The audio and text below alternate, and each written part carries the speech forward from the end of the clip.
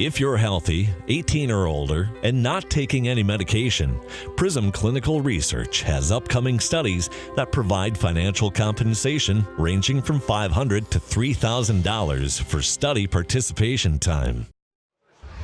It is time for the final pitch presented by Prism Research, and welcome inside Target Field, everybody. Dave Benz hanging out with Tim Laudner. Lauds, the Boston Red Sox are not the defending champs for no reason. They're a pretty good baseball team, and they came in here red hot. They leave Minneapolis red hot, having won 2 or 3 against the Twins. Yeah, and the only ball game the Twins salvaged was the 17-inning affair last night against these Boston Red Sox, in which both teams used 9 pitchers in that ball game. And so with pitching at a premium, you got to find some type of way to get hitters out, and you got to find some arms, and the Twins did that.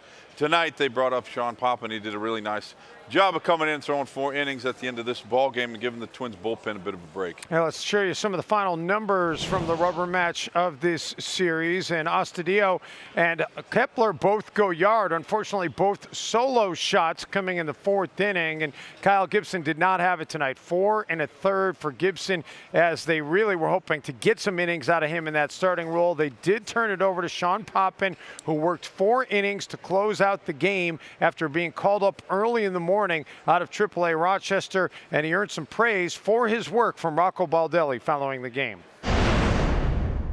It's very important. He did a really nice job for us in going out there, and we've talked before about pitching in games where you're not really sure what the expectation is in the role when you walk into the, when you walk out onto the mound.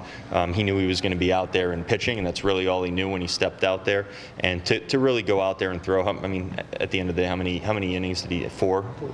Yeah, going out there and throwing 4 innings for us and going against a good lineup that's going to make you work for every out.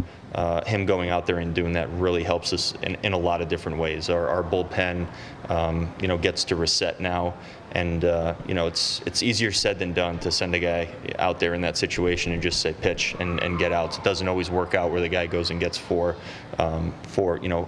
gets through 4 innings for you, and he did, which was very nice.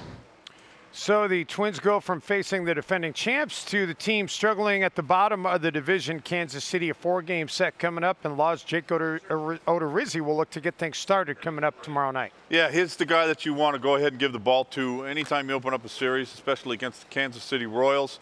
He gave up 2 home runs in his last outing against the Kansas City Royals. We expect Jake Odorizzi is going to be on his game when he goes down there. Nice homestand for the Twins. They were above 500, a 5-4 homestand, and a homestand in which they celebrated one of their all-time greats, Joe Mauer, over the weekend and retiring his number. But it's back out on the road for the boys. They're going to go down to Kansas City for just a short 4-game road trip before they come back home to Target Field.